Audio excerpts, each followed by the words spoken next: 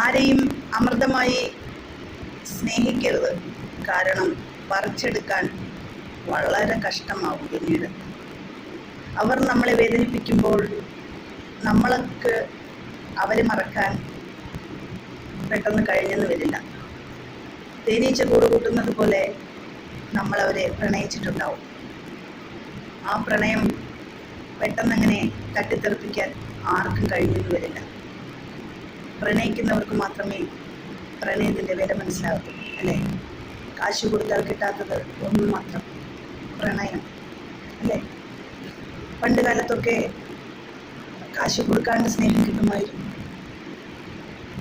ഇന്നത്തെ ജനറേഷനാണെങ്കിൽ കാശ് കൊടുത്താൽ മാത്രമേ സ്നേഹം. നിങ്ങൾ ആദ്യമായി ആരെ ആയിരിക്കും പ്രണയിച്ചിട്ടുണ്ടാവുക? നിങ്ങൾക്കറിയോ? അറിയില്ല അല്ലേ? എന്നാൽ ഞാൻ പറയാം. അമ്മയുടെ ഗർഭപാത്രത്തിന്. കാരണം അതിൽ നിന്നാണല്ലോ നമ്മളുണ്ടായത്. അപ്പം നമ്മളെ വീഴാതെ തളർത്താതെ താങ്ങി സൂക്ഷിച്ചു കൊണ്ടുവന്ന ആ ഗർഭപാത്രം, അതിനെയാണ് നമ്മൾ ആദ്യം പ്രണയിച്ചിട്ടുണ്ടാവുക. പുറത്തു വന്ന് കഴിയുമ്പോൾ നമ്മൾ സ്നേഹിക്കുന്നത് ആദ്യം വിളിക്കുന്ന അമ്മ എന്നല്ലേ? അപ്പം അമ്മയെ തന്നെയാവും ആദ്യം പ്രണയിച്ചത്. പിന്നെ അച്ഛനെ. ജന്മം നൽകിയത് അച്ഛനാണ്. അപ്പോൾ അച്ഛനെ മറക്കാൻ ആർക്കും കഴിയില്ല. അച്ഛനില്ലെങ്കിൽ നമ്മളില്ല, അല്ലേ? അപ്പോൾ അച്ഛനെ അമ്മയെയാണ് നമ്മൾ ആദ്യം പ്രണയിക്കുന്നത്. അതിനുശേഷമാണ് മറ്റെല്ലാവരെയും നമ്മൾ പ്രണയിക്കുന്നത്, അല്ലേ? നമ്മുടെ ജീവിതത്തിൽ വരുന്ന ഹസ്ബൻഡിനെ ആയാലും മക്കളെ ആയാലും ഒക്കെ തന്നെ ആദ്യം ഇമ്പോർട്ടൻ്റ് കൊടുക്കുന്നത് ഗർഭപാത്രത്തിനും പിന്നെ അച്ഛനും അമ്മയ്ക്കും. അങ്ങനെയാണെന്നാണ് എൻ്റെ വിശ്വാസം. അങ്ങനെയാണെന്ന വിശ്വാസമല്ല, സത്യം തന്നെയാണ്.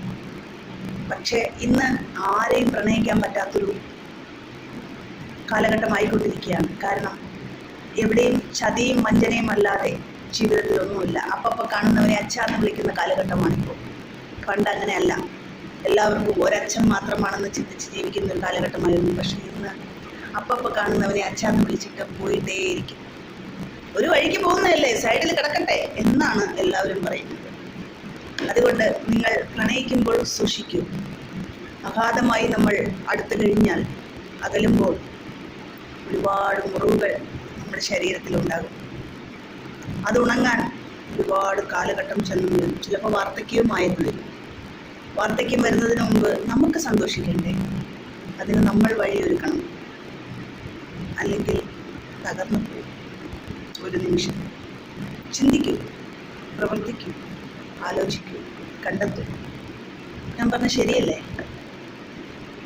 ശരിയാണ്. ഒരു നിമിഷം